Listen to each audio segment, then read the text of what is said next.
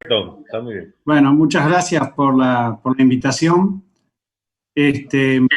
Bueno, faltó en la presentación que soy médico del Hospital Presidente Perón de Avellaneda, que es Correcto. el de la zona, ¿no? El que me trae más cerca de ustedes. Ajá, Bueno, muy me bien. toca hablar de un tema controvertido, que es esta insuficiencia cardíaca con fracción de eyección preservada.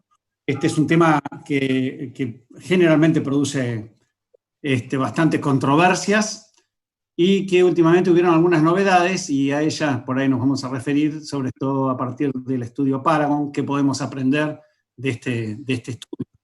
Pero primero vamos a hacer un repaso en general de qué es lo que pasa. Es una entidad bastante joven, digamos, no tiene más de 20 o 30 años. Fíjense que se la llamaba insuficiencia cardíaca diastólica y todo parecía estar más claro en ese momento cuando la llamamos así.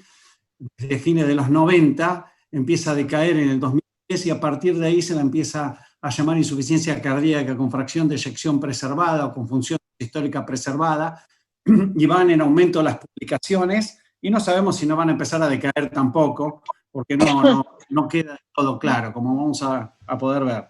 Si repasamos las últimas guías de cardiología de la Sociedad Europea de Cardiología, son del 2016, son pocos años, sin embargo, desde ese momento ahora pasó de todo en insuficiencia cardíaca, así que han quedado desactualizadas, pero la primera novedad que tuvieron en el 2016 fue esta clasificación según la fracción de eyección. Se utilizó la fracción de eyección para cortarla en 3 en vez de en 2 y se inventó la insuficiencia cardíaca con fracción de eyección intermedia o en rango medio o borderline.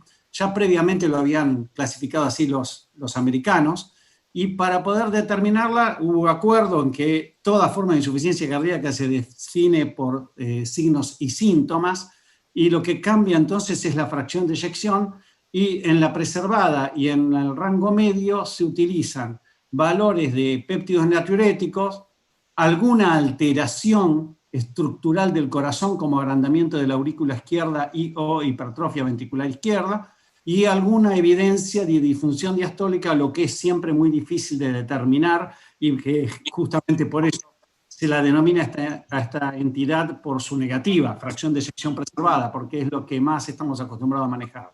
La función diastólica siempre es más compleja y exige mediciones, y los ecocardiografistas todavía no se ponen muy de acuerdo que hay que darle más valor.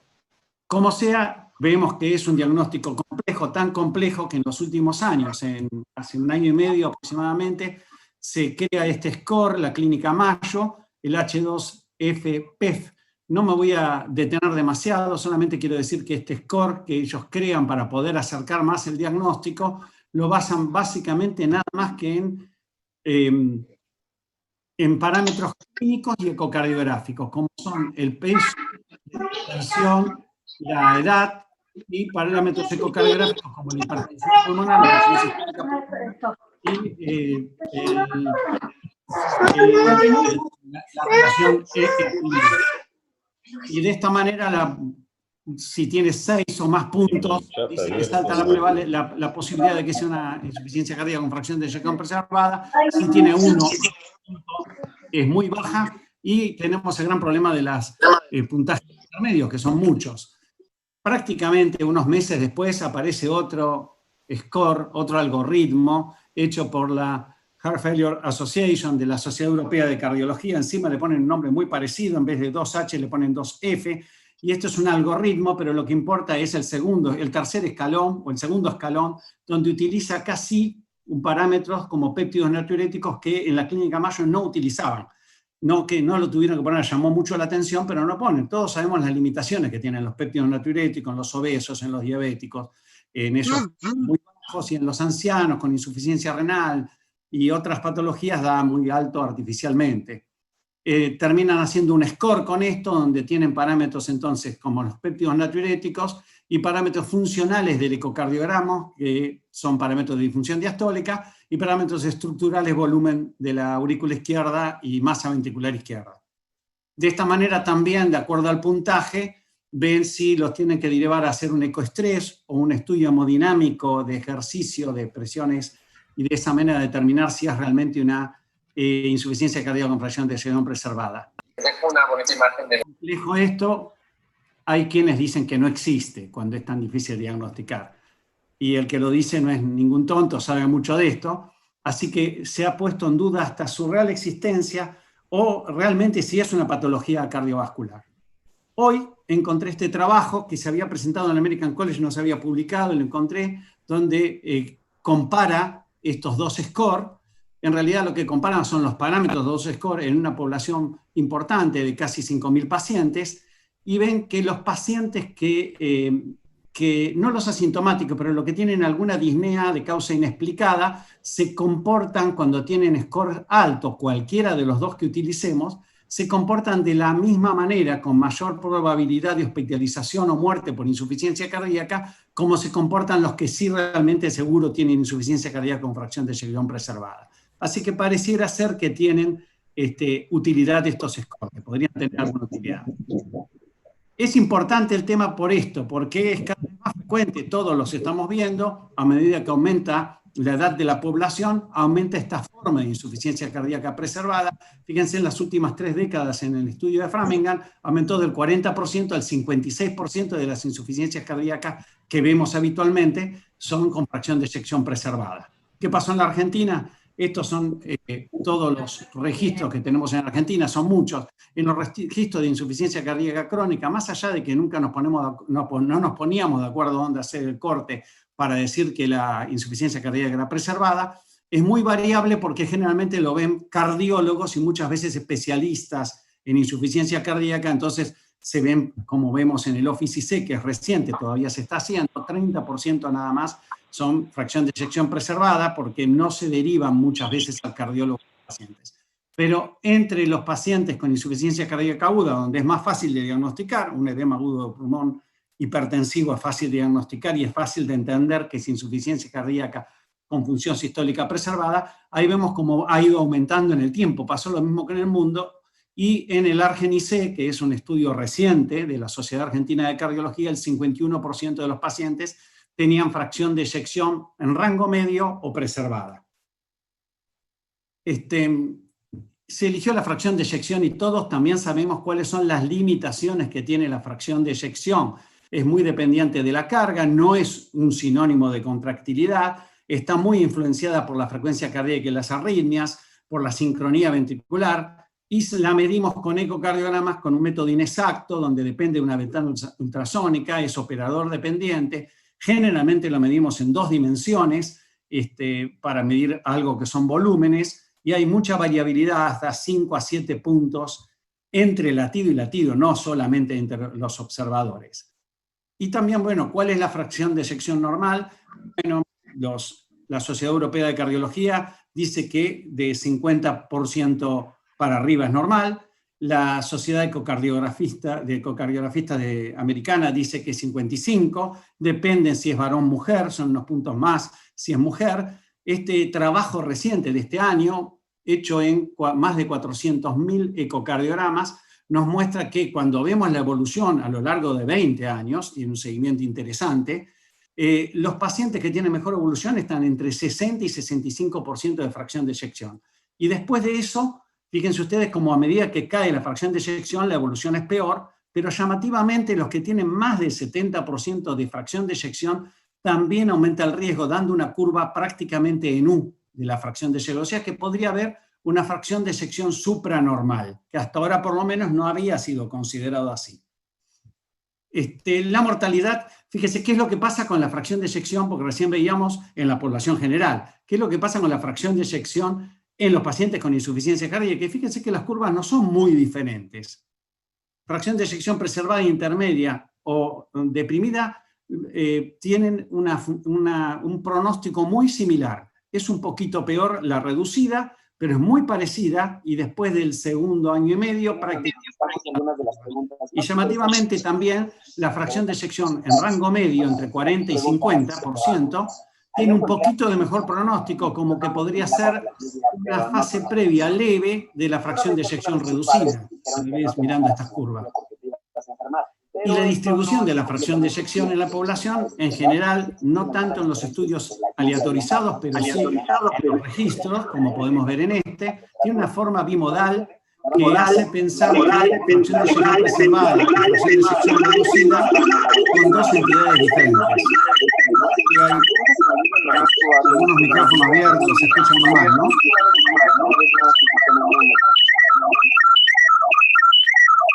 Hola, ¿se puede escuchar? No sé.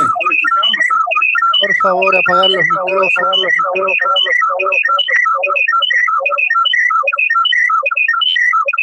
También en la evolución. ¿Se puede escuchar? Doctor Barisani, un segundito, por favor. El Un doctor segundo, Mouras, doctor, un segundo, sí.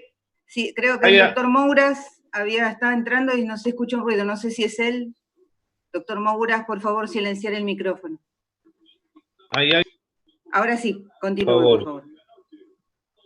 Bueno, decía que entonces hay una forma bimodal y que parecen dos entidades diferentes y no que hay un continuo en la fracción de eyección. Esto ha sido discutido. También fíjense ustedes la evolución de la fracción de eyección. Un paciente con fracción de eyección preservada en general queda en fracción de eyección preservada y solamente un poquito más del 1% evoluciona a fracción de eyección reducida y un 9,5% a fracción de eyección intermedia a lo largo de 11 años de seguimiento en este trabajo de Lupón. O sea que parece que es una entidad independiente. No es que evolucionan tanto de una hacia otra. Además de tener alta mortalidad, también se hospitaliza mucho, es idéntico, prácticamente idéntico la cantidad de pacientes que se hospitalizan o se rehospitalizan después de una internación, y tal vez en lo que cambian que los pacientes con preservada tienen más admisiones no cardiovasculares y menos cardiovasculares que los de fracción de eyección reducida, como que se comporta como una enfermedad más sistémica tal vez. También la calidad de vida se afecta por igual. Esto es interesante porque justamente es una comparación entre la población general del estudio Paragon con fracción de eyección preservada y el estudio Paradigm. En el Paradigm se sacaron los pacientes menores de 50 años porque el Paragon eran todos mayores de 50 años para poder ser comparable, y el cuestionario de calidad de vida es idéntica, el empeoramiento de la calidad de vida es idéntico en las dos entidades. Y en lo que sí se diferencian claramente, porque en la clínica es idéntica, la evolución es idéntica, las dos se internan mucho, es en la respuesta al tratamiento. Y todo esto lo conocemos. En la fracción de eyección reducida, la suma de medicaciones que hemos agregado en los últimos 30 años ha dado una disminución en la mortalidad del 64% y en las hospitalizaciones del 75%. O sea que toda esta polifarmacia ha demostrado ser efectiva y no ha resultado en los mismos fármacos en la fracción de eyección preservada, han fracasado una y otra vez, sistemáticamente en todos los estudios. Por eso, bueno, esta opinión de que en general los criterios diagnósticos de la insuficiencia cardíaca con fracción de eyección preservada los vamos a encontrar el día que encontremos los criterios de inclusión de un ensayo que realmente muestre ser exitoso en esta patología. Y con esta visión cardiocéntrica que tenemos, vemos esta entidad que tiene todas estas cuestiones del lado izquierdo, de disfunción diastólica y sistólica, hipertrofia, disfunción auricular, disfunción autonómica, vascular, hipertensión pulmonar, todas estas cuestiones cardiológicas las tiene, pero además tiene todo esto que tiene a la derecha: hipertensión, diabetes, obesidad, EPOC, anemia, depresión, envejecimiento, desacondicionamiento. Es decir, nosotros la estamos viendo como que todas estas son comorbilidades, pero seguramente un neumonólogo dirá que el paciente tiene EPOC y como comorbilidad tiene insuficiencia cardíaca con fracción de eyección preservada. Simplemente es la visión cardiocéntrica que tenemos nosotros, pero pareciera ser que se comporta como una enfermedad sistémica por inflamación. Hay muchas teorías sobre eso. Entonces, si son tantas las comorbilidades, influyen tanto, ¿es una entidad en sí misma o es un conglomerado de comorbilidades? Y este estudio, que ya tiene unos cuantos años, en realidad fue un análisis de varios estudios, comparó a 3 estudios de insuficiencia cardíaca en fracción de eyección preservada, el DIC, el CHARM, PRESERVE y el iPreserve, y los comparó con estudios de diabetes, de hipertensión, de angina de pecho y de fibrilación auricular, todas comorbilidades que son muy comunes en esto, y vieron que claramente los pacientes que tienen insuficiencia cardíaca tienen mayor mortalidad y más hospitalizaciones, o sea que es una entidad en sí misma. Pero hay que tener mucho cuidado cuando se incorporan en los estudios aleatorizados en no poner pacientes que tienen síntomas de insuficiencia cardíaca, pero que no son insuficiencia cardíaca. Respecto del tratamiento, son muchos los estudios, yo antes les decía, todos conocemos cómo han fracasado, pero cuando vemos los betabloqueantes, que solamente el estudio Seniors con nebivolol había estudiado a los betabloqueantes con una buena cantidad de pacientes con fracción de eyección preservada. Sin embargo, cuando hacen el corte, lo hacen en fracción de eyección 35%, lo cual es muy baja, pero cuando se hacen metaanálisis se puede estudiar más. Sobre todo cuando se separan los que tienen ritmo sinusal, que es donde los betabloqueantes suelen tener efectividad. En fibrilación auricular tampoco son efectivos los betabloqueantes. Y en este metaanálisis con 14.000 pacientes, vemos que los pacientes con fracción de eyección preservada no mejoran ni las internaciones, ni la mortalidad por todas las causas, ni la mortalidad cardiovascular. La fracción de eyección reducida ya conocemos cómo mejoran, pero entre 40 y 49% de fracción de eyección cuando hay ritmo sinusal, descubrimos ahora, tardíamente tal vez,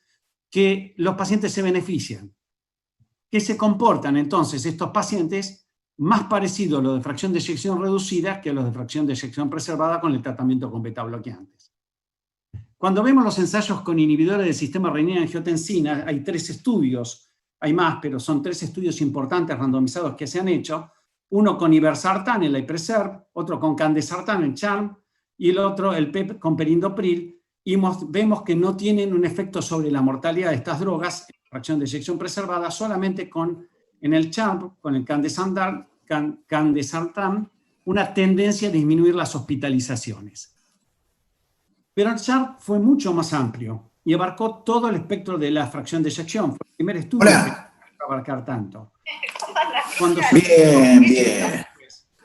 Se vio que vuelve a pasar lo mismo. Los pacientes con fracción de eyección entre 40 y 40%. Estaba en camino para, o sea, iba a ser temprano. Cosas. El pronóstico. Resulta que yo estaba viniendo, digo, viste que yo estoy viniendo sin mi hijita ni mi señora, yo las mandé en mi suegra. Entonces le pregunto, otra vez más, está haciendo dibujitos, estaba escribiendo, bueno, como cuesta hacerla escribir, digo, más tarde le pregunto otra vez, justo estaba volviendo y pregunto, digo, cuando te puse 15 minutos, digo, ¿qué está haciendo? Me dice, no, está limpio. No sé, hay otro engancharla para que haga los deberes, ¿viste? Por favor, pueden silenciar sus micrófonos. Gracias. No me cortes, Alberto. Usante que sí. Apague su micrófono. Por favor. Cristian. Listo. Bueno, el estudio TOPCAT con espironolactona en fracción de eyección preservada eran pacientes con fracción de eyección arriba del 45%, y el estudio dio resultados neutros. Creo que todos deben conocer la diferencia que hubo regional. En las Américas, en Argentina, Brasil, Canadá y Estados Unidos, los pacientes tenían mucha más mortalidad que los pacientes de Rusia y Georgia, y ahí sí parecía tener un efecto. Cuando estaban bien seleccionados los pacientes, la espironolactona parece que tuviera un efecto beneficioso en reducir la morbimortalidad. De este estudio se pudieron sacar un montón de conclusiones. Algunas de ellas fueron interesantes. Esta es más reciente y muestra cómo cuando se divide en fenotipos, que ha sido una cosa que se está tratando de hacer bastante, de acuerdo a las comorbilidades y a la forma de dividir en fenotipos, a ver si los tratamientos puedan resultar. Tal vez es el futuro que puede quedarnos para poder encontrar los pacientes.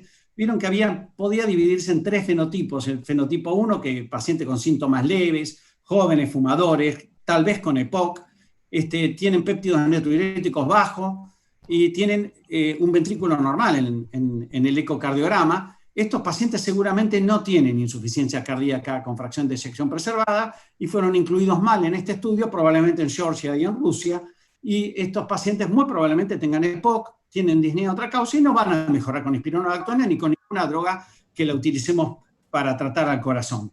El fenotipo 2 son generalmente mujeres ancianas con síntomas moderados, la mayoría tienen fibrilación auricular, tienen péptidos natriuréticos altos y tienen remodelación concéntrica. Seguramente estos pacientes tienen insuficiencia cardíaca con fracción de eyección preservada. Yo diría que un paciente con fibrilación auricular y disnea tiene insuficiencia cardíaca, seguramente es por eso la causa. Y estos pacientes tienen un pronóstico peor que los del fenotipo 1, pero los que tienen peor pronóstico son el fenotipo 3, pacientes con síntomas graves de insuficiencia cardíaca, que son obesos, diabéticos, con disfunción renal, generalmente depresivos, que tienen una hipertrofia severa del ventrículo izquierdo o un gran remodelado, y péptidos natriuréticos normales o levemente aumentados, y tienen sí marcadores de inflamación. Ustedes saben, los obesos, los péptidos natriuréticos, los obesos tienen más neprilicina, y la neprilicina les come los péptidos natriuréticos y suelen estar bajos y no se engañan en estos datos. Así que estos pacientes también son los que peor pronóstico tienen. Y son los únicos que se benefician claramente con la espironolactona en este grupo. Así que diferenciar los fenotipos seguramente nos va a ir ayudando mucho más cuando se pueda hacer mejor esto. En el TOPCAT también se pudo ver otra conclusión, que después vamos a ver cómo se parece al Paragon, que es que los pacientes que tienen entre 45 y 50% de fracción de eyección, es decir, los que están en rango medio, parece ser que son los que más se benefician. Cuanto más baja la fracción de eyección, la espironolactona parece ser más efectiva. Bueno, volviendo a las guías del 2016, no solo dividía de esta forma, arbitrariamente por la fracción de eyección, en 3 a la insuficiencia cardíaca, sino que nos decía que la fracción de eyección preservada y fracción de eyección en rango medio había que tratarla de la misma manera. Y eso llamaba mucho la atención porque a nadie se le ocurriría no tratarla con inhibidores a un paciente que tiene 42, por ejemplo, de fracción de eyección. Entonces ya nos llamaba la atención. A tal punto que lo han revisado y el año pasado, a mediados del año pasado, la Sociedad Europea de Cardiología misma, en un consenso de expertos, dijo que la fracción de eyección en rango medio, entre 40 y 49% de fracción de eyección, los beta bloqueantes cuando hay ritmo sinusal, el candesartán o la espironolactona, podrían estar indicados, podrían ser considerados, a raíz de todos estos análisis que les mostré recién, en los que basan estas conclusiones. O sea que se empieza a ver cómo cuando hay activación neurohormonal, bloquear la activación neurohormonal o modularla podría ser útil, y esto es lo que parece suceder en los pacientes con fracción de eyección en rango medio, que les podríamos llamar pacientes con fracción de eyección un poco reducida. No es otra cosa que eso. Un mes después de eso aparece el estudio Paragon con sacubitril, que compara el sacubitril/valsartán con valsartán en pacientes con fracción de eyección con insuficiencia cardíaca sintomática y fracción de eyección mayor a 45%. Llamativamente dejaron un 5%. El Paradigm había hecho el gran estudio con sacubitril/valsartán versus enalapril en pacientes con fracción de eyección menor a 40%, y acá se usa de 45% en adelante. Eran pacientes mayores de 50 años, tenían péptidos natriuréticos elevados, muchos de ellos, la mitad, tenían internación previa, tenían que estar tratados con diuréticos para estar seguros que hay insuficiencia cardíaca, y es un diseño bastante bien hecho, es el mayor estudio en fracción de eyección preservada, con 4.822 pacientes. El punto final primario eran eventos recurrentes de hospitalizaciones por insuficiencia cardíaca y muerte cardiovascular. Y el sacubitril/valsartán fue superior al valsartán, reduciendo un 13%, pero esa superioridad no fue significativa por un poquito. Es decir, la pelota pegó en el palo, y eso no es gol, no llega a ser gol, pegó en el palo, y fíjense ustedes que la P es de 0.059, y el intervalo de confianza por muy poquito no llega a la unidad. Encima, eso que lo lograba por reducción de las hospitalizaciones y no de la muerte cardiovascular, lo cual hacía que el estudio termine siendo un estudio neutro. Pero se pueden sacar muchas conclusiones. En primer lugar, los endpoints secundarios. La clase funcional fue mejor en los pacientes tratados con sacubitril/valsartán, tuvieron más pacientes que mejoraron, menos pacientes que empeoraron. La calidad de vida también fue mejor en los pacientes con sacubitril/valsartán que con valsartán. Y sobre todo las cuestiones relacionadas a la función renal, que ahora la vamos a analizar un poquito más en detalle. O sea que hubo una tendencia en general a que fue mejor el sacubitril/valsartán, y recordemos que en este estudio es el primero que no lo comparan con un placebo, sino lo comparan con otra droga que ya seguramente era efectiva, el valsartán, porque muchos de estos pacientes eran hipertensos, y porque el candesartán había mostrado una tendencia a reducir las hospitalizaciones. Respecto de los efectos adversos, demostró ser una droga segura y mostró más o menos lo mismo que se había mostrado en el Paradigm, un poquito más de hipotensión y un poquito menos de deterioro de la función renal y de hiperpotasemia. el valsartán producía más deterioro de la función renal, o por lo menos no protegía tanto los riñones, y había más hiperpotasemia, y esto era significativo. Justamente el endpoint final renal compuesto resultó a favor de sacubitril/valsartán, es decir, hubo menos empeoramiento de la función renal. Y eso lo podemos ver, el endpoint renal compuesto estaba compuesto justamente por empeoramiento mayor del 50% de la tasa de filtrado glomerular estimada, o llegar a la insuficiencia renal terminal o muerte de causa renal. Y la mejoría o la menor empeoría es a favor de que empeoró menos la tasa de filtrado glomerular, el clearance, en los pacientes tratados con sacubitril/valsartán, y esto fue significativo, como vemos acá. Y esto sucedió tanto en los pacientes que ya tenían disfunción renal antes de ingresar al estudio, que fueron numerosos, fueron 2.300 pacientes, o como en los pacientes que no tenían disfunción, tenían una tasa de filtrado glomerular mayor a 60 mililitros. Otra cosa que también nos interesa es qué pasa con los pacientes que están tratados con antialdosterónicos, con antagonistas de los receptores mineralocorticoides. En estos pacientes, la disminución de la tasa de filtrado glomerular fue significativamente más lenta con sacubitril/valsartán que con valsartán. Y este efecto fue más pronunciado en los pacientes, es decir, el efecto del sacubitril/valsartán respecto de la morbimortalidad fue más pronunciado en los pacientes que usaban antialdosterónicos que en los que no usaban. También la incidencia de hipercalemia fue similar entre los dos grupos, con lo cual uno podría decir que el sacubitril/valsartán es bastante protector de la función renal y es más seguro para asociarlo a antialdosterónicos.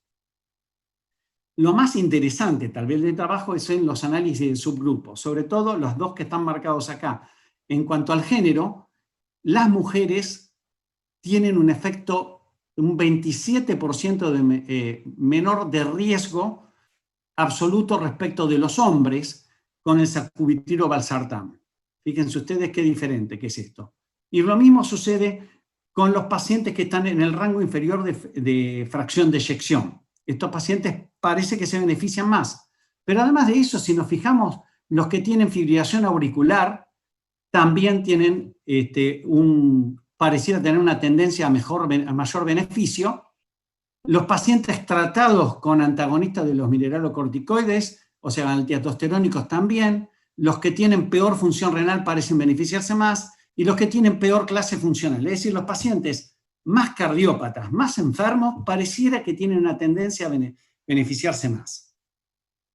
¿Por qué se tomó 57% acá para dividir a los pacientes? Bueno, el rango en que se incorporó pacientes fue de 45% a 85% de fracción de eyección, pero la mediana era 57%. Los que tenían menos de 57% tuvieron una reducción del riesgo del 22%, y esto fue, parece que importante, es decir, pareciera que estos pacientes sí se benefician. Una vez más, los pacientes que tienen fracción de eyección en rango medio se comportan más como los pacientes con fracción de eyección deteriorada. Y acá lo podemos ver bien, los pacientes del Paragon que tenían menos de 57% de fracción de eyección tienen una disminución de la muerte y las hospitalizaciones similar a los del Paradigm y poco parecido a los del Paragon en general.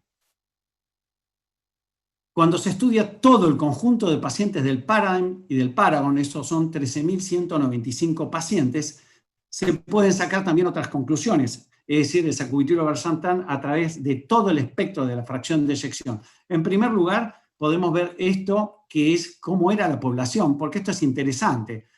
A medida que aumenta la fracción de eyección, acá las divisiones son menos de 22.5 de fracción de eyección, entre 22 y 32, 32 a 42, 42 a 52, 52 a 62 o más de 62. 6 grupos. Y a medida que aumenta la fracción de eyección, aumenta la edad. Es decir, se ven más ancianos, son más mujeres, más diabéticos, más hipertensos, y tienen la fracción de eyección preservada, tienen menos historia de infarto. Las hospitalizaciones se ven en los dos grupos, las clases funcionales son muy similares, pero el tipo de pacientes son diferentes, son claramente diferentes.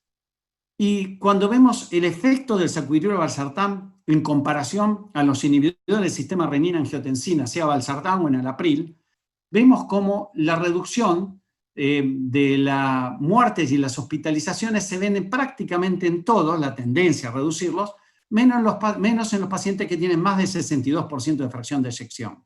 Sobre todo en la mortalidad. Las hospitalizaciones pareciera que sí se dan, pero no tanto en la mortalidad. Y cuando vemos el endpoint combinado, vemos que prácticamente hasta el 60%, es decir, cuando la fracción de eyección no es normal, hay beneficio con sacubitril o valsartán. Y después se empieza a perder. Y cuando los dividimos entre hombres y mujeres, las mujeres parece que se siguen beneficiando aún cuando la fracción de eyección está preservada. Y en los hombres se empieza a perder eso. Y eso todavía no tiene una explicación. Hay varias teorías. Cuando hay varias teorías es que no hay explicación. Pero sí es bueno recordar que en el TOPCAT, con espironolactona, había pasado lo mismo. También las mujeres parecieran tener un efecto en todo el espectro de la fracción de eyección, y en los hombres esto parece perderse cuando la fracción de eyección empieza a ser más alta, más normal. Como decíamos, el Paragon como el Paradigm son dos estudios que no compararon con placebo, lo compararon con enalapril o con valsartán, con inhibidores del sistema renina-angiotensina. En este análisis, que es muy interesante, lo que se hace es una elucubración estadística para compararlo con un placebo putativo o con un posible placebo. Y para eso utilizan el CHARM, que el CHARM Alternative o el CHARM Preserve son 5.000 pacientes contra 13.000 con sacubitril o valsartán, que se había comparado con placebo. Es candesartán versus placebo. Y ahí vemos que de vuelta pasa lo mismo, que la muerte cardiovascular es superior el efecto del sacubitril o valsartán si fuera contra placebo, que si fuera contra valsartán o contra enalapril, en hospitalizaciones y en muerte. Pero cuando lo vemos, en el total de efectos recurrentes, vemos que por debajo de 60% hay beneficio de fracción de eyección, hay beneficio con sacubitril o valsartán, significativo, cuando es contra placebo. En las hospitalizaciones, pero cuando buscamos la muerte, sea cardiovascular o muerte por cualquier causa, es cuando la fracción de eyección está por debajo del 40%, que se reduce. En conclusión, respecto del Paragon, podríamos decir que en los pacientes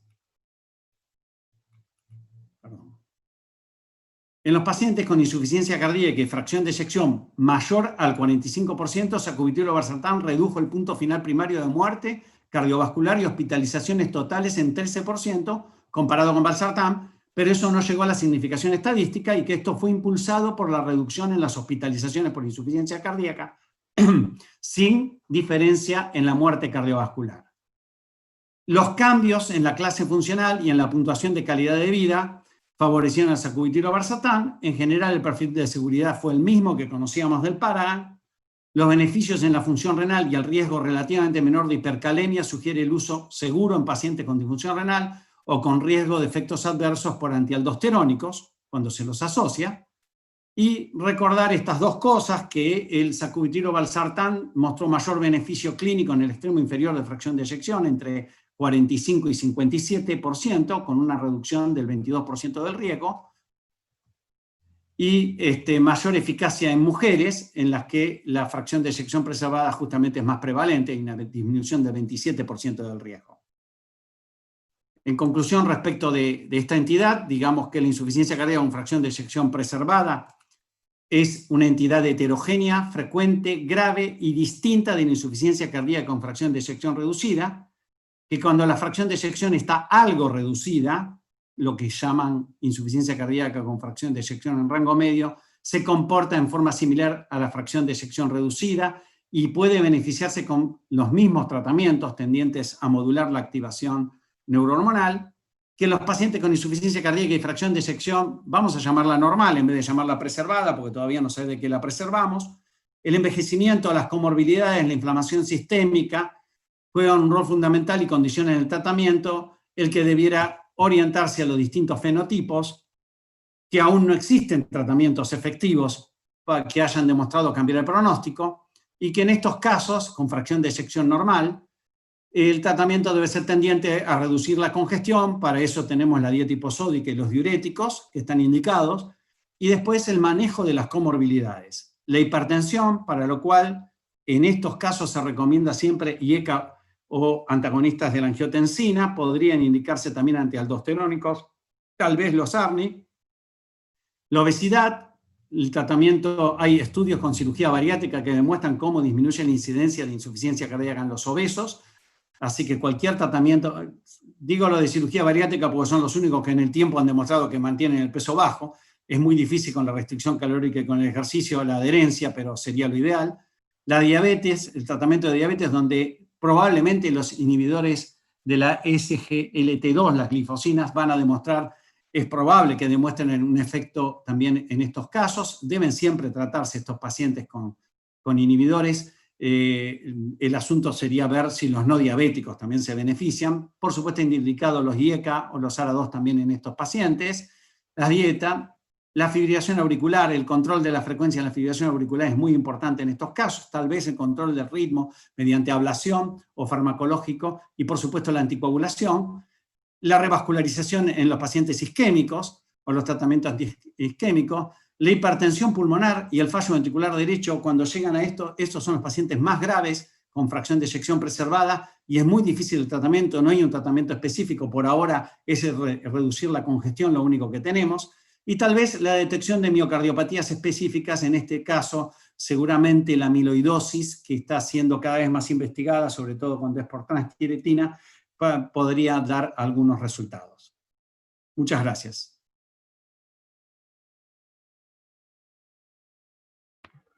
Muy bien, doctor. Excelente, José Luis. Qué exposición y qué documentada, la verdad. Excelente. Muchísimas gracias. Bueno, continuamos y le damos la palabra, así que después vamos con las preguntas, José Luis. Muy bueno, muy bueno. Vamos ahora, me escuchan, ¿no? Bien. Vamos ahora con el doctor Alberto Fernández, que se disponga. Alberto es miembro asesor del Consejo de Insuficiencia Cardíaca e Hipertensión Pulmonar de la SAC y además es jefe del Servicio de Cardiología del Sanatorio Modelo de Quilmes, guardado en Flores, no sé dónde está guardado, pero bueno, pero desde allá nos va a dar la exposición. Bienvenido, Alberto, gracias. El auditorio a tu disposición. Bueno, muchas gracias. Muy linda charla, José, realmente. Bueno, la idea es hablar de otra perspectiva en cuanto al tratamiento de la insuficiencia cardíaca crónica. José Luis se refirió más al tratamiento convencional, a todo lo que tiene que ver con la inhibición neurohormonal, y están apareciendo nuevas drogas que un poco unen dos patologías que son muy, muy frecuentes, que coexisten, como es la insuficiencia cardíaca y la diabetes. A ver. Ahí está. Realmente hay un nexo incuestionable entre la diabetes y la insuficiencia cardíaca, y el principal nexo es la prevalencia de las dos patologías. Se plantea que para el año 2030 va a haber alrededor de 8 millones de pacientes con insuficiencia cardíaca y van a haber alrededor de 440 millones de pacientes con diabetes. Probablemente cuando hablemos de diabetes, estaremos hablando de diabetes tipo 2 y esto estará más referido a pacientes con insuficiencia cardíaca con función preservada que con función deprimida, pero la coexistencia de las dos patologías realmente es indudable. En la Argentina hemos visto un crecimiento también muy importante de la diabetes, quizás un poco menor que en otros países del hemisferio norte, donde la obesidad es un problema realmente muy importante, pero nosotros también lo tenemos, y vemos que la prevalencia de diabetes en la insuficiencia cardíaca, a través de los últimos 2 registros de insuficiencia cardíaca crónica, como es el OFICE-IC, que fue del 33%, y del ARGEN-IC, que es en insuficiencia cardíaca descompensada, fue también del 33%. O sea, realmente la interacción entre las dos patologías es muy importante, es muy frecuente. Cuando analizamos distintos estudios que han mostrado distintos registros, cuál es la prevalencia de pacientes con diabetes tipo 2 que además tengan insuficiencia cardíaca, vemos que si lo vemos del lado de la diabetes, la prevalencia está alrededor entre un 20 y un 30% en líneas generales, y si estamos hablando de trials de intervención, acá tenemos todos los distintos trials que se han presentado, la prevalencia es un poquito mayor, entre un 30 y un 40%. Alguien abrió el micrófono nuevamente. Y el problema más importante no es solamente la prevalencia, sino también el pronóstico, tanto en los pacientes con insuficiencia cardíaca que tuvieran diabetes establecida, que tuvieran prediabetes o que durante el curso de insuficiencia cardíaca se les diagnosticara un nuevo cuadro de diabetes, tienen peor pronóstico que aquellos que tienen insuficiencia cardíaca sola, tanto a nivel de muerte cardiovascular y hospitalización por insuficiencia cardíaca, de muerte cardiovascular solo, de hospitalizaciones por empeoramiento de la insuficiencia cardíaca o mortalidad de todas las causas. O sea, el impacto que tiene la diabetes en los pacientes con insuficiencia cardíaca en términos de pronóstico realmente también es muy importante. Es común la insuficiencia cardíaca en los estudios de diabetes, y acá tenemos un problema, porque en la gran mayoría de los estudios de diabetes en sí, los cuadros de insuficiencia cardíaca estaban subrepresentados. Es alrededor entre el 10 y el 14% de los pacientes con diabetes que se incluían en distintos estudios de intervención tenían insuficiencia cardíaca. Y eso durante mucho tiempo restó una información muy rica que quizás podría habernos acelerado el entendimiento de las dos patologías y la generación de nuevos estudios de intervención. ¿Cuáles son los mecanismos fisiopatológicos que relacionan a la diabetes con la insuficiencia cardíaca?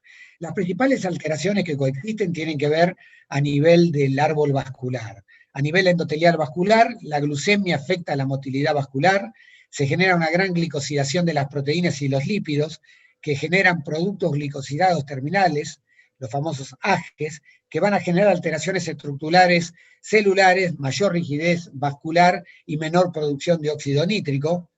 Con el aumento de la glucemia postprandial produce parches de isquemia, y estos productos de glicosidación terminal, al unirse con sus receptores, producen una gran hiperactividad inflamatoria.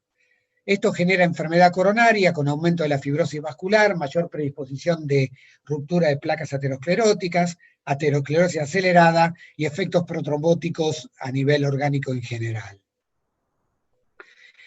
A nivel miocárdico en sí, son numerosos los factores que van a generar la famosa y discutida miocardiopatía diabética, que tiene que ver con la inflamación, con alteraciones a nivel de la utilización de ácidos grasos, con la disfunción autonómica, mecanismos neurohormonales. Todos estos en sí van a generar esta miocardiopatía diabética, que se caracteriza fundamentalmente por un periodo inicial de fibrosis y de disfunción diastólica, y que lentamente, en algunos casos, no en todos, va a llevar a la disfunción sistólica, y en otros casos va a persistir con un cuadro de insuficiencia cardíaca con función sistólica preservada. Y estos trastornos que se ven a nivel miocárdico se ven en forma muy temprana en la diabetes, aun cuando todavía no haya signos y síntomas de insuficiencia cardíaca. Este es un estudio muy interesante, que es estudios de resonancia magnética en pacientes con diabetes sin signos clínicos de insuficiencia cardíaca. Y lo que se observó es que hay alteraciones a nivel del ventrículo derecho y del ventrículo izquierdo muy tempranos. Hay caída del volumen sistólico, hay aumento del volumen de fin de diástole de ambos, hay un ligero aumento de la masa del ventrículo izquierdo. La fracción de eyección todavía no se ve alterada, pero sí el strain global circunferencial, y hay alteraciones a nivel de la aurícula izquierda muy marcados, como también disminución de el llenado ventricular. Y estos trastornos se ven cuando todavía el paciente no ha tenido ningún signo clínico ni ecocardiográfico de disfunción sistólica ni diastólica. Entonces uno plantea que el impacto que tiene la diabetes en la insuficiencia cardíaca es en forma temprana a través de los distintos trastornos metabólicos. Luego se producen las alteraciones diastólicas en forma de un aumento de la fibrosis, luego la disfunción sistólica, y recién en ese momento los signos o el síndrome clínico de insuficiencia cardíaca, y por supuesto al final de todo esto la muerte. ¿Y por qué todo esto es muy importante? Porque nosotros en el tratamiento y en la prevención de las alteraciones metabólicas y demás que produce la diabetes, podemos incidir y no llegar al que el paciente tenga el síndrome clínico de insuficiencia cardíaca o progrese este mismo cuadro.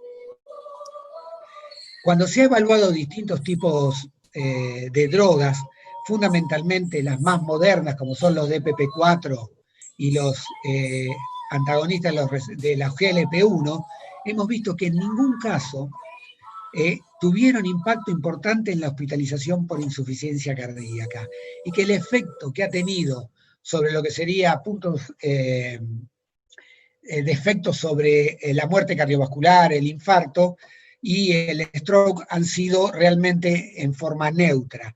Ligeramente han tenido algún efecto positivo los GLP-1, que serían los únicos que podrían impactar en el pronóstico de etapas muy tempranas del paciente con factores de riesgo para desarrollar insuficiencia cardíaca. Ahora la pregunta es, ¿podemos integrar el tratamiento de la diabetes tipo 2 en los pacientes con insuficiencia cardíaca sin diabetes? Y acá vamos a entrar en un grupo de drogas, los inhibidores de los receptores del cotransporte de glucosa y sodio a nivel del túbulo contorneado proximal, que son drogas muy interesantes y que en los últimos años claramente han demostrado un impacto en estos pacientes. Los inhibidores de la SGLT2 tienen características muy distintivas. El principal efecto que tienen es reducir la reabsorción de sodio y de glucosa a nivel del túbulo proximal, en donde se produce la gran reabsorción de glucosa, más del 90% se produce la reabsorción ahí, y a través de receptores tipo 1 a nivel del túbulo contorneado distal del 10% restante. Además, producen la no reabsorción de sodio a nivel del túbulo contorneado proximal, por lo tanto una gran excreción de sodio que tiene un impacto hemodinámico muy importante a nivel de nuestros pacientes. Genera descenso de glucosa, bloquea la reabsorción de glucosa en el túbulo, mejora el control de glucosa por aumentar la sensibilidad de la insulina y la recaptación de la glucosa en las células musculares, disminuye la gluconeogénesis, mejora la liberación de insulina y genera otros tipos de alteraciones metabólicas como la pérdida de peso o la pérdida calórica a nivel renal. La pérdida de sodio es muy importante y este es uno de los primeros estudios que dio la pauta que podía tener impacto en los pacientes con insuficiencia cardíaca, porque se observaba que el efecto natriurético de los SGLT2 tenía impacto tanto en los pacientes diabéticos como en los no diabéticos. Los efectos a nivel metabólico, a nivel renal y a nivel cardiovascular de los SGLT2, de los inhibidores de la SGLT2, son múltiples. A modo de resumen, podemos ver este trabajo de la revista Cell and Nature, donde vemos efectos a nivel renal, con aumento de la diuresis y la natriuresis, disminuye la presión glomerular por vasodilatación de la arteriola aferente, disminuye la proteinuria, aumenta la eritropoyetina, que podría explicar de alguna manera el aumento del hematocrito en los pacientes con este tipo de drogas, que es indiferente a la caída del volumen intravascular y tiene un efecto protector a nivel renal muy importante. A nivel cardiovascular disminuye la activación del sistema nervioso autónomo, disminuye la presión en alrededor entre 6 y 7 milímetros de mercurio, disminuye la rigidez de la aórtica, mejora la función endotelial por generar una serie de alteraciones o disminuir una serie de alteraciones que en la insuficiencia cardíaca se producen a nivel endotelial, como es la disminución de la activación del estrés oxidativo, de la inflamación, caída de la apoptosis, disminución de la fibrosis, disminución de la hipertrofia y mejoría de la función diastólica. Y a nivel metabólico, generan una disminución del peso corporal, disminución de la adiposidad, disminución de la sensibilidad de la insulina, aumento de la cetogénesis, con lo cual mejoraría mucho el impacto metabólico, porque los cuerpos cetónicos son metabólicamente más activos que las grasas como mejorador del metabolismo a nivel miocítico en los pacientes con insuficiencia cardíaca. También disminuyen la esteatosis hepática y disminuyen el ácido úrico. Todos estos mecanismos, y aún más, se están estudiando muchos mecanismos más, han demostrado que hay un efecto muy importante a nivel de la mejoría del metabolismo y de la función hemodinámica del corazón insuficiente. Entonces, acá podemos empezar a posicionarnos Y claramente teníamos idea que en la insuficiencia cardíaca con función sistólica deprimida, los betabloqueantes, los inhibidores de los receptores neurohormonales, con los antagonistas de la neprilicina a la cabeza y los antagonistas de la aldosterona, se habían posicionado en esta franja de tratamiento de una manera contundente y que empezaban a aparecer los antagonistas, los inhibidores del cotransporte de glucosa y sodio a nivel del túbulo proximal como una droga con un interesante mecanismo de acción que tenía impacto en un primer momento en los pacientes con diabetes y, como vamos a ver después, también en los pacientes con insuficiencia cardíaca y sin diabetes. Y lo primero que se vio fue en estudios de este tipo de drogas en los pacientes diabéticos. Se hicieron 3 grandes estudios que fueron consecutivos, el EMPA-REG Outcome, el CANVAS, el programa CANVAS y el DECLARE TIMI 58, en poblaciones que eran bastante parecidas, pero con algunas características distintivas. En los pacientes EMPA-REG eran todos pacientes que tenían enfermedad cardiovascular aterosclerótica manifiesta. En el programa CANVAS era alrededor del 65% de los pacientes que tenían enfermedad cardiovascular, y en el DECLARE TIMI 58 el 40% tenía enfermedad cardiovascular y el 60% restante tenía factores de riesgo cardiovascular. En todos ellos, lo primero que se vio, que ya se venía viendo en otros estudios, que el porcentaje de pacientes con historia de insuficiencia cardíaca era muy pobre. 10% en el EMPA-REG, 14% en el CANVAS y en el DECLARE TIMI 58 10% también.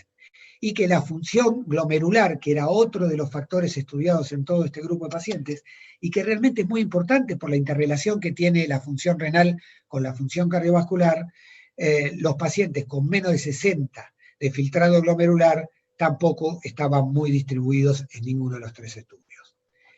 Y llamativamente lo que se vio en los 3 estudios fue la convergencia de un punto final secundario en los 2 primeros y de un punto final coprimario en el DECLARE, que fue el descenso muy marcado de la hospitalización por insuficiencia cardíaca, de un 38% en el EMPA-REG, de un 33% en el CANVAS y de alrededor de un 27 a un 29% en el estudio DECLARE TIMI 58. Es decir, independientemente de la población estudiada, tenga enfermedad cardiovascular o no la tuviera, en todos había un impacto muy importante en la insuficiencia cardíaca incidente, es decir, en aquella que se va a presentar en forma de una descompensación. Todos los pacientes eran diabéticos y la acción fue fundamentalmente de prevención de la internación por insuficiencia cardíaca. En el estudio DECLARE se evaluó qué pasaba si el paciente tenía enfermedad cardiovascular establecida, como se puede ver acá, o si tuviera factores de riesgo múltiples, y no se encontró que había una diferencia significativa entre ambos, con una tendencia llamativa más importante en una disminución de la internación por insuficiencia cardíaca en los pacientes que tenían factores de riesgo múltiples, ya que es decir, aquellos que tenían menor riesgo inicial. Y que si se los evaluaba en cuanto a la presencia o ausencia del antecedente de insuficiencia cardíaca, no había ninguna diferencia en los 2 grupos de pacientes. Así que los resultados iniciales eran muy contundentes en las 3 drogas y tanto en pacientes de menor o mayor riesgo, que tuvieran o no insuficiencia cardíaca. Todo esto motivó que en el año 2019 la Asociación Europea de Cardiología, junto con la Asociación de Diabetes, definieran que los SGLT2 debían ser drogas que se debían tomar como drogas de primera indicación en los pacientes, tanto que tuvieran enfermedad cardiovascular establecida o factores de riesgo cardiovascular, siempre en pacientes diabéticos, que hubieran iniciado o no el tratamiento con metformina como droga de primera indicación,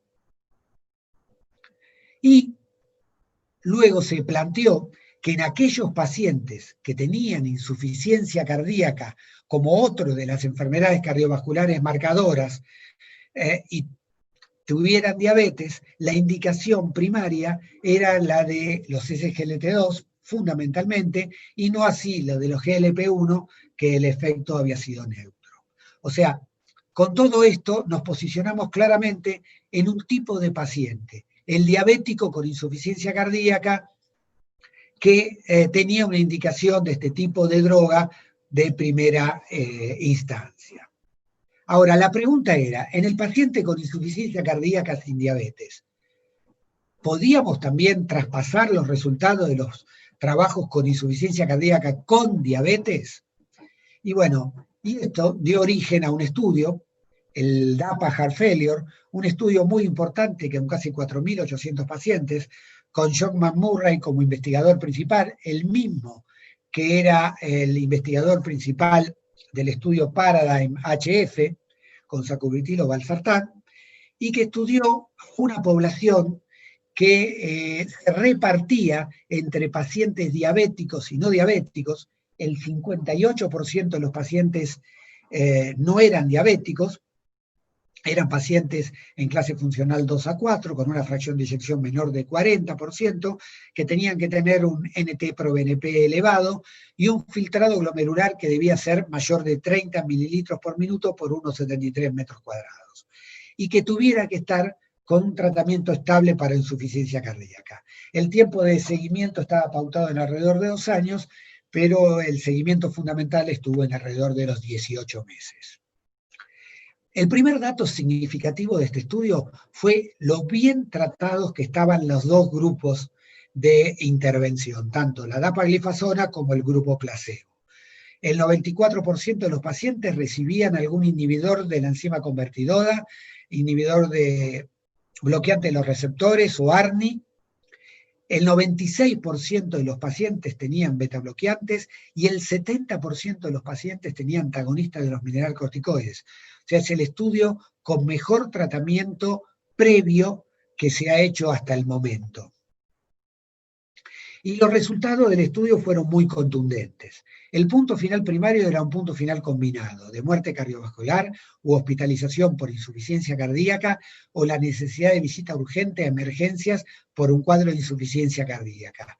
Y generó una reducción de los pacientes tratados con dapagliflozina versus placebo del 26%, con una reducción del riesgo relativo del 26%, y un número necesario al tratar realmente muy bajo, de 21 pacientes al término de los 24 meses de seguimiento. El empeoramiento de la insuficiencia cardíaca mostró una reducción del riesgo relativo del 30%, de la muerte cardiovascular del 18%, y llamativamente de la muerte por todas las causas del 17%. Todo lo que hemos trabajado mucho con el estudio Paradigm y hemos mostrado los resultados, son dos estudios que casi los resultados son absolutamente similares y muestran la consistencia y la robustez que tienen ambas drogas cuando fueron testeadas, con las diferencias que en el Paradigm el sacubitril fue testeado contra enalapril y este contra placebo, porque no había ninguna droga con la cual podíamos testearlo y que tuviera un impacto similar. Pero realmente es muy, pero muy llamativo. Cuando analizamos distintos subgrupos, vamos a ver que cuando se analizó el grupo de pacientes que tenían indicado sacubitril o valsartán, que era muy pequeño, solamente un 11%, el resultado fue neutro, y cuando se evaluó la P por interacción entre ambos, aquellos que no tenían sacubitril y aquellos que lo tenían, no había diferencias significativas. Cuando se evaluó a aquellos pacientes que tenían diabetes con respecto a aquellos pacientes que no tenían diabetes al momento del inicio del estudio, acá podemos ver este subestudio, vemos que la diferencia en el impacto en el punto final primario no era absolutamente significativa en ninguno de los dos grupos, y cuando se los evaluó en el grupo de los pacientes que no tenían diabetes, de acuerdo a la hemoglobina glicosilada, para de esta manera también valorar a aquellos pacientes con prediabetes, se vio que no había ninguna diferencia a nivel del continuo de hemoglobina glicosilada, si fuera menor de 5.6, entre 5.7 y 5.9 o menor de 6. O sea, el efecto era consistente en todos los grupos de hemoglobina glicosilada baja. Acá podemos ver qué es lo que pasa en los pacientes diabéticos y no diabéticos en cuanto al punto final primario. O sea, claramente en el paciente no diabético con insuficiencia cardíaca, el impacto de este tratamiento era muy, pero muy significativo. ¿Qué pasa con respecto a la edad? Y este es un factor muy importante, porque la edad de los pacientes con insuficiencia cardíaca son pacientes realmente muy añosos, son gerontes. Y la gran mayoría de estos estudios de intervención, la media de edad, como es en el DAPA, era de 63 años. Lo que vemos en este subanálisis presentado por el doctor Felipe Martínez en el en el Congreso del AJA de noviembre del año pasado, que cualquiera fuera la edad que tenían los pacientes, el hazard ratio era exactamente el mismo a lo largo de los distintos grupos etarios. Acá tenemos el hazard ratio 1 y acá vemos el impacto que tiene en cuanto a la reducción del endpoint combinado, de la muerte cardiovascular, de la hospitalización por insuficiencia cardíaca o una visita urgente a emergencias y de la mortalidad de todas las causas. En todos los casos no había ninguna diferencia en cuanto a los distintos grupos etarios. Lo mismo se puede ver a nivel de la fracción de eyección. Dentro de los pacientes entre 10% y 40%, vemos que no hay ninguna diferencia. Quizás hay un pequeño impacto mayor en los pacientes con peor fracción de eyección que en los pacientes que se van acercando a la fracción de eyección límite, que era del 40%. Pero la P por interacción, como vemos, en ningún caso es significativa, o sea, el impacto que tiene la dapaglifosina es el mismo independiente de la fracción de eyección presentada, con una media de todo el estudio de 31%. Un dato no menor es el impacto que hay en calidad de vida. Hasta el momento, el único fármaco que tenía impacto en calidad de vida de manera significativa era el sacubitril/valsartán. Llamativamente, ni el enalapril, ni los antagonistas de los receptores, ni los betabloqueantes, ni los antagonistas mineralocorticoides tenían un impacto en calidad de vida medido por distintos tipos de cuestionarios. Este es el cuestionario de Kansas, el más representado en todos los estudios, y vemos que en el caso de la dapaglifosina, el impacto que tenía a 8 meses, se interpreta que el impacto tiene que ser mayor de 5 puntos, tanto en las características clínicas como en las características que tengan que ver con la asociación con otros fármacos o la sensación que tiene el paciente con respecto al impacto que tiene un determinado fármaco en su vida habitual. En todos los casos, la dapaglifosina tuvo un impacto muy significativo. Por lo tanto, no solamente hay un impacto en calidad de vida, sobre vida y en hospitalización, sino también en calidad de vida, lo que no es poco. El otro dato más importante es ver qué pasaba con la función renal. Y cuando en el estudio DAPA se contrastaba cuál era el grado de disfunción renal o el grado de protección renal que tenía la dapaglifosina contra el placebo, se vio que había una reducción del 29% del deterioro de la función renal a favor de la dapaglifosina. Saliendo un poco de esta droga, el estudio Credence, que fue un estudio específico para valorar el impacto que tienen los los inhibidores de la SGLT2, en este caso con canaglifosina, se vio que en los endpoints primarios, que fueron endpoints combinados, que era el empeoramiento de la creatinina por la duplicación del valor de creatinina, la muerte por insuficiencia renal o cardiovascular, o el empeoramiento también de la creatinina, el empeoramiento de la función renal y la muerte por causas renales, en todos los casos había un impacto muy significativo, similar al que se había visto en el estudio DAPA, del 30 al 34% a favor de los SGLT2. Por lo tanto, no solamente tienen un impacto en la sobrevida de los pacientes con insuficiencia cardíaca, sino también en la función renal, y esto es algo muy importante para tener en cuenta. El resto de los distintos eventos adversos no se mostró una diferencia muy significativa. Se había visto que en el caso del estudio Canvas había habido un aumento de las amputaciones que luego se correlacionaron con una mayor incidencia de enfermedad vascular periférica y que había también un aumento de las infecciones que luego no demostró ser realmente significativo.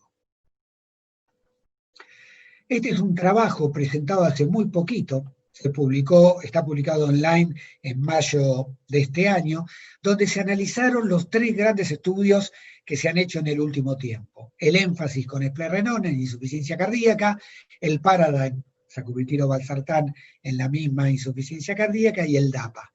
Y lo que se observó fue un dato muy significativo, que es que la adición o el efecto sinérgico que tienen esta serie de drogas genera un gran impacto en la mortalidad, tanto en la mortalidad cardiovascular o en la hospitalización por insuficiencia cardíaca, si lo ven acá, de casi un 62%, en la muerte cardiovascular de un 50%, en la hospitalización por insuficiencia cardíaca de casi un 70%, y en la mortalidad de todas las causas de un 47%. Y lo más llamativo, lo más robusto, es que la triple terapia generaría un incremento de la vida de 2.7 años en los mayores de 80 años y de 8 años en los pacientes mayores de 55 años. ¿Qué quiere decir? Que si nosotros empezamos a tratar a un paciente con insuficiencia cardíaca, joven, el impacto que va a tener en términos de sobrevida realmente es muy importante, es muy significativo. Yo creo que a ningún paciente que se le plantee esto va a desechar cualquiera de estos 3 tratamientos, o fundamentalmente los 3 tratamientos en sí. Y cuando, por último, se evaluó las distintas drogas en el estudio DAPA y qué impacto tenían si uno utilizaba combinado los distintos tratamientos, vemos que en todos los casos la adición de la dapaglifosina tenía un impacto muy favorable en términos del endpoint primario al endpoint combinado. Y que en el caso de los ARNI, el efecto era neutro con el tratamiento con ARNI, fundamentalmente por el poco número de pacientes tratados, pero que la P por interacción no había diferencias, o sea que en todos los casos la adición de la dapaglifosina tenía un efecto aditivo al tratamiento completo que teníamos hasta ahora. ¿Qué es lo que se viene? Se viene el estudio EMPEROR, que es un estudio muy similar en pacientes con insuficiencia cardíaca con función sistólica deprimida, que se va a presentar ahora dentro de muy poquito en el Europeo de Cardiología, que se va a hacer en Ámsterdam, y que nosotros solamente lo podremos ver en forma virtual, pero que va a llegar a todo el público. Así que es muy interesante que se anoten desde ahora porque van a poder tener todo el congreso sin costo alguno, y que yo creo que lo que va a terminar de definir claramente es el efecto de clase de este tipo de drogas y va a llevar a que estas drogas sean el cuarto tratamiento claramente en los pacientes con insuficiencia cardíaca. Actualmente ya teníamos, como les dije, los beta bloqueantes, los antagonistas de la aldosterona, los antagonistas neurohormonales, y creo que claramente, y sin ninguna duda, ya los inhibidores del cotransporte de glucosa y sodio han llegado a la cima del tratamiento en la insuficiencia cardíaca. De alguna manera, nosotros tomamos el continuo de insuficiencia cardíaca, el DICLEAR, el EMPA-REG nos han permitido colocarnos en los estadios 1 y 2 de los pacientes con insuficiencia cardíaca, previniendo la aparición del cuadro de insuficiencia cardíaca florido, y que el estudio DAPA, lo que va a venir con el REDUCE, y ojalá los estudios de SGLT2 en preservada nos permitan de alguna manera tener un armamentario terapéutico completo. Bueno, nada más, muchas gracias y quedamos para las preguntas. Bueno, muy bien, Alberto, excelente, ¿eh?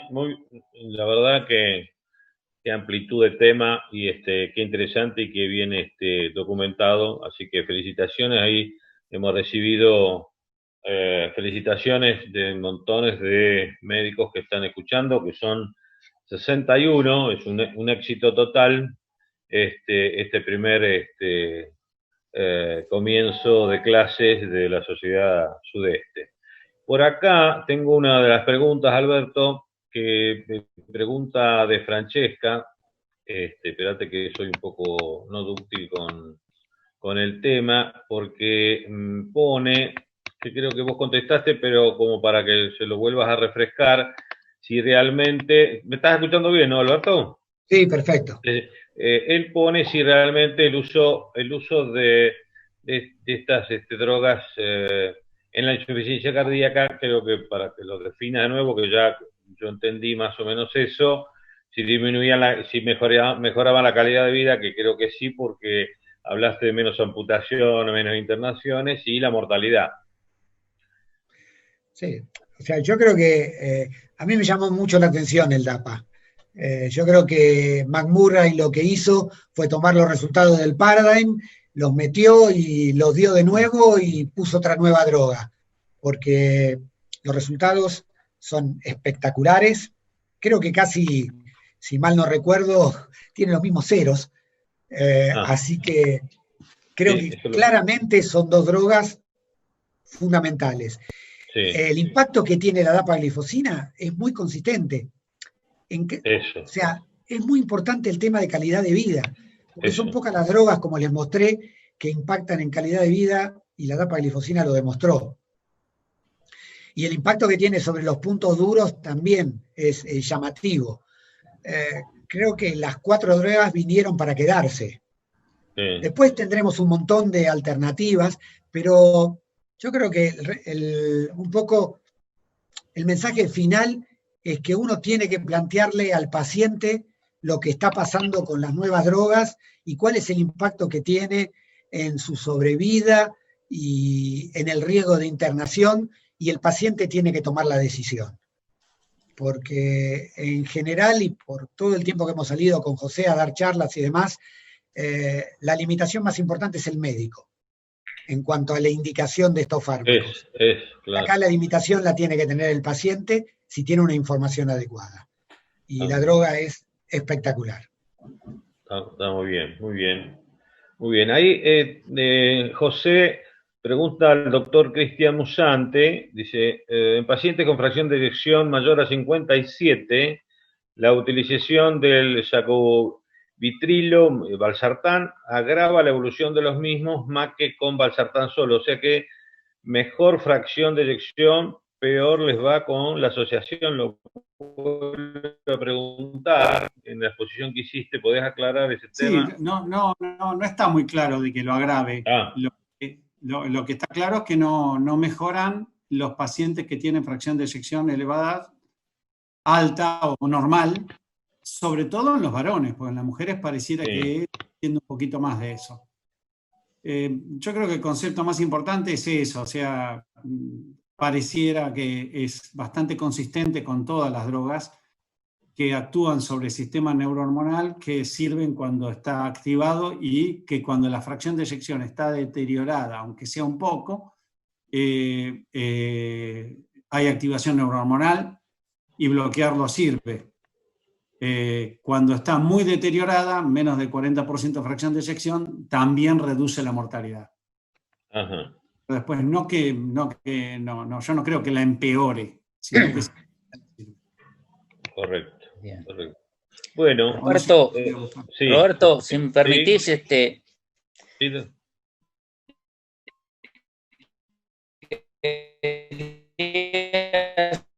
Una pregunta. Usted dijo que las mujeres con insuficiencia cardíaca y FEBI preservada se benefician del tratamiento con sacubitril/valsartán. Quería preguntarle si hay alguna hipótesis que podría explicar este beneficio particular que tienen las mujeres. Bueno, primero es un subanálisis de 2 estudios, el TOPCAT con espironolactona y con sacubitrilo valsartán en el Paragon. Son subanálisis, no fueron hechos, fueron preespecificados, pero no está hecho directamente por eso, o sea, debería ser demostrado, pero pareciera ser que sí, es así. Y no hay ninguna, hay muchas teorías, hay varias, no hay ninguna que me conforme. La acción sobre el AMP cíclico en las mujeres, la fracción de eyección en las mujeres es diferente, las mujeres tienden a tener más fracción de eyección que el varón, inclusive hay insuficiencia cardíaca con fracción de eyección preservada, predomina claramente en mujeres y en el Paragon se vio bien eso, pero no hay ninguna de las teorías que termine de conformar por qué razón se da. No es así, por ejemplo, en cuanto al subgrupo de fracción de eyección menor, es fácil de entenderlo. En cuanto a las mujeres, por lo menos yo no le encontré, leí por lo menos 3 o 4 teorías. No sé si vos querés aportar algo en eso o te pasa lo mismo que... Absolutamente igual. Está esa teoría hormonal que tampoco lo miran todos con una cara... El famoso paraguas de protección. Ponele, claro. Igual las mujeres viven 10 años más, entonces eso no se explica, ¿no? Con o sin sacubitrilo valsartán. Exactamente. Claro. Yo creo que viene por ahí, ¿no? Gracias. Ahí pregunta la doctora Pasapera, dice, bueno, felicita por la exposición a ambos, y pregunta, dice, si el uso de betabloqueantes, ¿en qué fase se incorpora? Me refiero al nebivolol, si el paciente no se encuentra recibiéndolo al momento. No sé quién de los dos quiere contestar. Hablaron de betabloqueantes, pero no... la pregunta, ¿me la podés repetir? Sí, la doctora pregunta si el uso de betabloqueantes, ¿en qué fase se incorpora? ¿No? Se refiere al nebivolol, si el paciente no se encuentra recibiéndolo. Nebivolol o cualquiera otro de los O betabloqueantes. cualquier otro, exacto. Vos hablaste de... Sí, no, en la fracción de eyección preservada. Sí. Fracción de eyección reducida, el betabloqueante es primario, se utiliza de entrada. Por supuesto, el estudio CIVIS-3 mostró que da lo mismo empezar con enalapril. Así que en general la única limitante puede ser hipotenso, pero se debe iniciar en fracción de eyección reducida y cualquiera de los betabloqueantes que han demostrado, carvedilol, bisoprolol, metoprolol o nebivolol. Igual. Respecto de la preservada, en realidad el nebivolol, porque fue estudiado en el Seniors, fue un estudio que incluyó pacientes con cualquier nivel de fracción de eyección. Y igualmente la gran mayoría de los pacientes tenía fracción de eyección reducida, pero hubo un subanálisis que hacían la división en el 35% de fracción de eyección y daba lo mismo. Pero la realidad es que el corte debería haberse hecho más arriba. Y lo que yo mostré en un metaanálisis era con todos los betabloqueantes, el grupo de preservada que no demostró mejoría, en mayores, con fracción de eyección mayor del 50%, no pudo demostrar mayoría en un grupo chico en realidad. Eran 500 pacientes sobre 14.000. Pero el que sí era un grupo relativamente importante es en fracción de rango medio, y esos demostraron que sí había una disminución de la mortalidad inclusive en rango medio. O sea que se comporta más como la reducida, por lo tanto yo los trataría de la misma manera inicialmente. Unos otros, muy bien. Bueno, Luis, no tengo yo en el chat ninguna pregunta, ha sido basta la información, no sé si vos querés preguntar algo y cerrar como presidente esta excelente primera reunión que hemos tenido. La verdad que estoy más que feliz, más que contento, porque detrás de bambalina, vos sabés, Roberto, lo que cuesta. Agradezco mucho a nuestra querida amiga que está ahí presente, organizando todo. Bueno, y a todo el grupo de a Fabiana, por supuesto, y a todo el grupo de la comisión directiva. Por supuesto a los Alberto, a José, Julio, que excelente la disertación, y a los 62 participantes y que se bancaron hasta ahora.